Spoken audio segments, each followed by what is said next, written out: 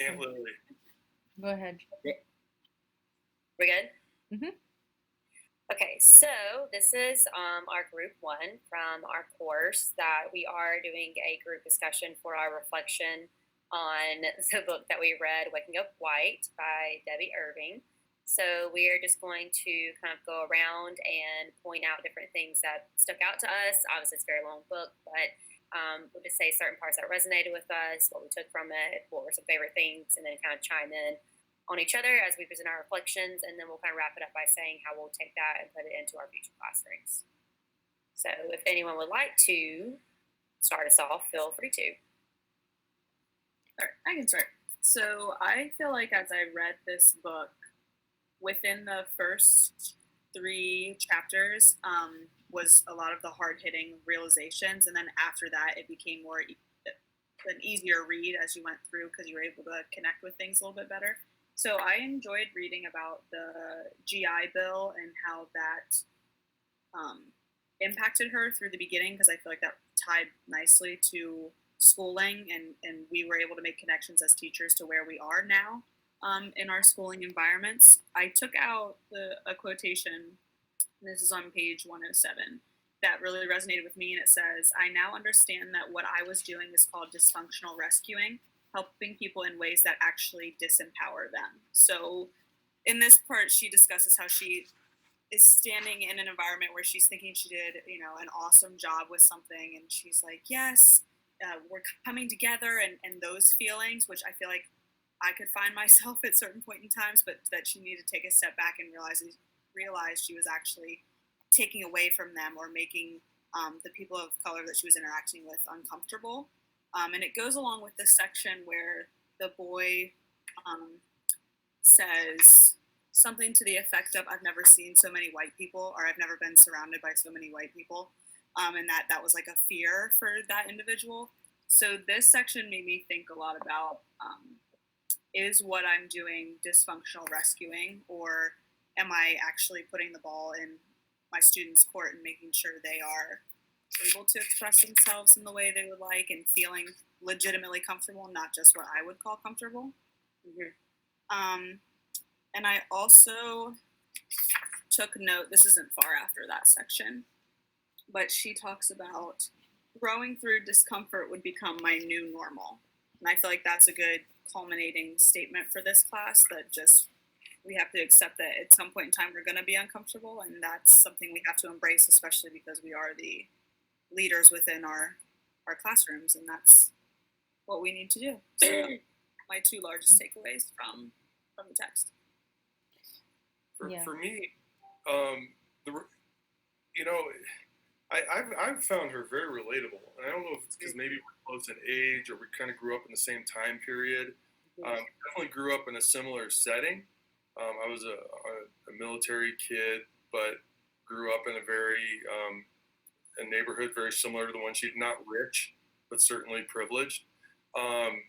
And so I found it very relatable right from the very beginning. And I had so I came into it with this mindset of, yeah, I'm not a racist, and then I left at the end of the book thinking, I got work to do. And I think I shared a lot of those misconceptions that she outlined about that race is about biology, that I can help people of color by teaching them to be more like me or fit in or be more, the whole idea, her notion that this, I'm trying to think of how she described it. I didn't write it down. The assimilation culture that we have. Oh, just something I said. Okay. Hey, so this assimilation culture of like where we have this dominant culture and everyone comes in and has to fit into the dominant culture as being broken, it really hit home with me, and having one that's more multicultural kind of tells me that we have a little bit of work to do. I thought that racists were outward people that were bigots that made comments and were cruel and abusive to it was all on the outside. And, so I had all of these misconceptions. And so really now I'm in this phase of identifying kind of my thoughts and feelings and how they apply, and then starting to just starting to practice being an ally and standing for people, moving away from this different being less than, and ranking was another thing that helped me, like how we unintentionally rank people based on the way we address them. Just even an innocuous question like, "What do you do for a living?" You know. And so I feel like I'm coming away from this like with a real with some intention to be better and to be different. And it's funny that my daughter is an activist, and part of it is I want to do this. I want to do this for her. She and when we're sharing this book together, and so I've got some motivation, even though it's not something I can really practice where I live a whole lot. I do think we need to model it for people. I'm trying to think if I had any other. There was one point where, the three characteristics of curiosity. Ask yourself silently, why didn't I think of that thought? Or why did I just think that thought? So being very intentional, force yourself to choose the why before you go on. Courage to resist feeling terrified that you'll say the wrong thing was a huge thing for me. Lots of different ways to say something with a qualifier that you don't have any idea whether what you're saying is going to be offensive, interpreted correctly or incorrectly. And then tolerance of my own feelings of discomfort. Let myself be embarrassed. Let myself be angry, and kind of not be afraid. I think those are the kind of weird emotions I'm feeling right now as I go forward. Mm-hmm. I guess I can kind of go off that. And I mean, a lot of that you're saying, Truman, I disagree with, and kind of the same. So kind of going back to what you said, how you thought it resonated or related to you a lot. So I do know, I kind of think of my parents. She kind of seems around the same age they are, within like 10 years maybe. But she grew up in, where in New England? It's like Massachusetts or something. So that was different, whereas my parents grew up in the South in the 50s, 60s. But again, from chapter 1, I really took, this is how I viewed race growing up, is from chapter 1, she shared how tales of the Mayflower settlers and other early American ancestors suggested to me that America provided a kind of neutral template on which anyone could design the life that they chose. Not only did these stories affirm my place in American history, they translated into a sense of confidence and ability that took hold from an early age. So reading that right there, that's probably the biggest that resonated with me, is I just grew up where, and then I think she also mentioned later, like, she didn't see it as white people, she saw it as people. So, like, I did kind of grow up in a predominantly white neighborhood, but it was our community, town, whatever. But there was still integration of different colors and races at my schools. But I just was raised with the fact that you're going to reap the benefits of life no matter how, it all depends on how hard you work. And we all have this neutral playing field. And if you don't get to where you be, it's because where you want to be, it's because you didn't work hard enough for it, or you gave up, or you just didn't try. So that was always my outlook, probably through high school. And then as I learned more about, certain systemic things through college and classes as an adult, I really became to understand more details. And then she really solidified this understanding for me in the GI Bill chapter. And same thing, reading that, how she went into, they were just pushed out of neighborhoods. These neighborhoods were circled by these colors, and they were lied to. And these Black soldiers who still fought for us in their lives for America were pushed away. And so that's just where, okay, that's an example, along with kind of how Martin Luther King has referred to things, that not all races are put on an equal playing field. Not everyone is neutral, and they can just make their life whatever they want to be. And so she really presented those examples to me. And as I'm reading throughout that, it's just like I was taking that in and realizing, again, you can't judge a book by its cover. There may be some people of color who do have wonderful opportunities from day one, and they weren't white. And there's people who are white out there who are not on a neutral playing field either. So as she kind of went through, this is just really what I was trying to dig into, is to understand that and understand how we can learn about that is not just assuming people were given opportunities or not, but like you said, being in those uncomfortable situations to talk about. So I think that's just what I took from it, is understanding, what my race is as white, kind of going on from understanding the past to like where we are now.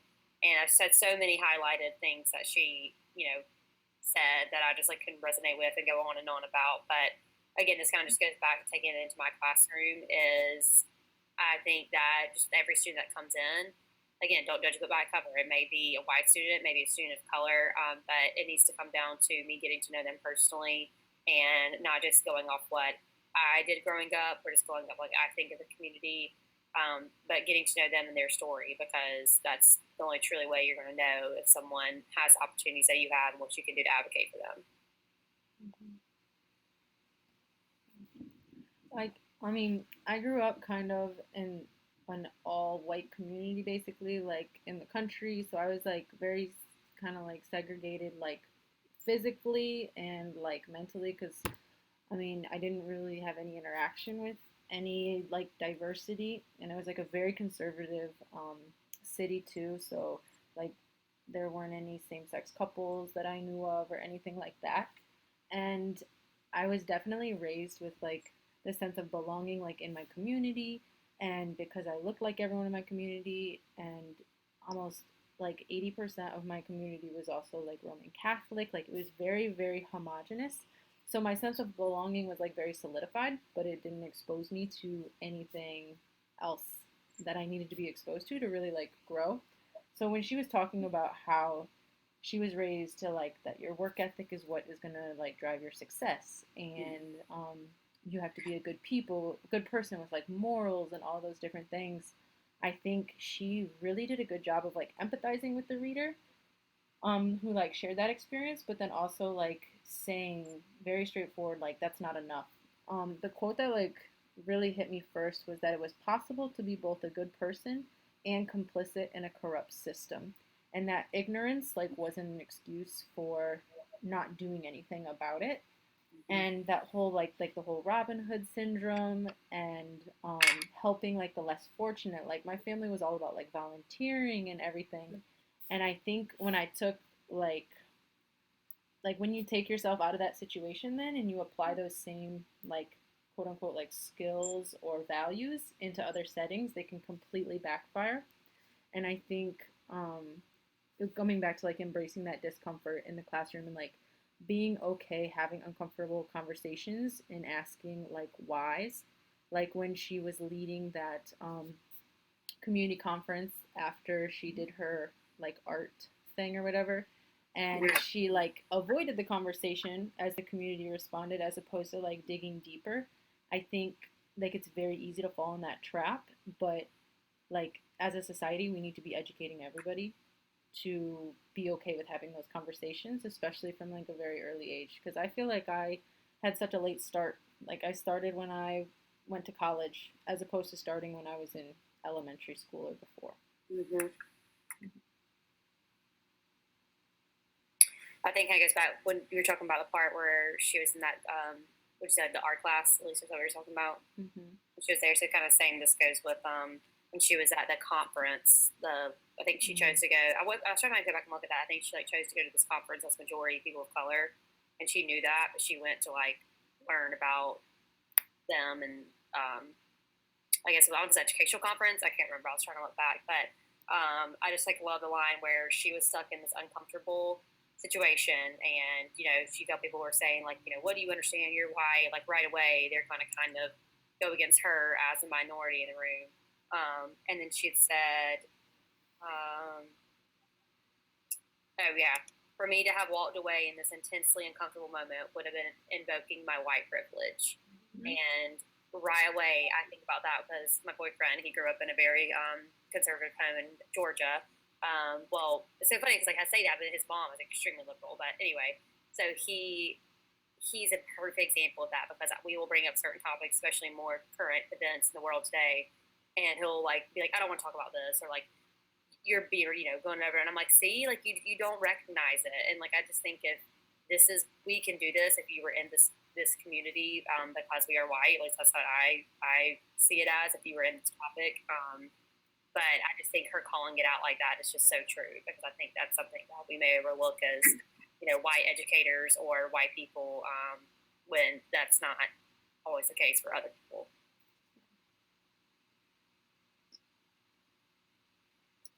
One of the biggest things that resonated with me from this book, and this kind of tags along with the connection I made to our reading, was the racial identity development, the staircase analogy, where it's like, as you develop your racial identity, and this is one thing that Debbie Irving talked about in her book, was like, you go up the staircase and you can look down and see the same spot you were at, but from a different perspective. So that's one thing that like I am trying to like think about and reflect on constantly, is, okay, how am I growing as in my racial identity development? How am I growing in not being colorblind? Like, I think that's a good analogy to look at anything in life. Like, where were you at this time last year? Okay, how has your perspective changed? Have you went up, or have you regressed? Yeah, and then how can you look at, from where you're standing, how can you look and see how can you improve even more, or in anything, yeah, like in life with racial identity, anything like that. I think that was a really good analogy that was brought up, not by her in that book, but it was by an outside reading in our course. Yeah, speaking of that, I started reading Michelle Obama's book Becoming during this past school year, and I got so frustrated with it because as I was reading, like, she's expressing some of these barriers or challenges in her life. I'm like, oh, come on, like, there's worse out there, like, goodness, like, and I just kind of, like, I abandoned it for a little bit because I was like, I'm over this, Obama, okay, chill out. But then I read this text for our class, and I'm actually, like, going to try to revisit it and see if I maybe view it differently and can respect the challenges in her context for what they are. But yeah, I like the staircase thought process because I'm going to try. I mean, and it could be exactly the same, who knows? But I do think this book may have opened up a little more for me to be able to visit that with someone I don't necessarily identify with, since I guess Debbie Irving is pretty close to what we could identify with. And I think it's so easy, like, I guess for me personally too, like when you hear somebody say something, you're like, okay, like, but you can survive that. It's not a big deal. But then it comes down to like, yeah, maybe I could survive that one thing, but when that's happening every single day of my entire life, like that has a huge, huge impact that I can't begin to empathize with because I don't know what that would feel like. And I thought Irving did a good job of pointing out the little like faux pas that she had all along the way that were constantly like hurting people of color. And then you think, oh, it made me reflect on my own kind of like the things that I have done unconsciously, like intent versus impact kind of thing, and be like, wow, like I'm contributing to this potentially, so I need to constantly check myself.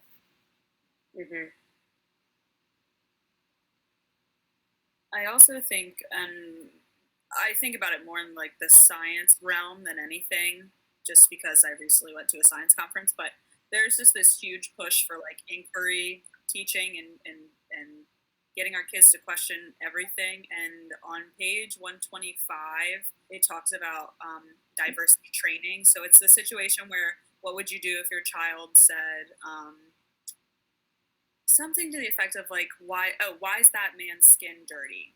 If your child were to point to somebody and say that. And then it goes on to talk about if you're like, shh, like, don't say that stuff, which I could see any parent doing, first of all, just to like initially get away from it. It says, first, you're suggesting there's something wrong with the black man, so wrong it can't be mentioned. Second, you teach your child that curiosity can get you in trouble. And third, you miss a chance to explain that dark skin isn't dirty, it's just a different color, et cetera, et cetera. So I actually went so far as to connect diversity training to like inquiry-based teaching, because I mean, I think some of these themes go far beyond race and ethnicity and all that stuff. I think this is actually a really good tie to our profession, which I wasn't sure that was going to be the case when I first purchased it for this class. I agree, Shelby, that I think the inquiry, like, kind of based strategy is the best way to start those conversations about inequity. Agreed.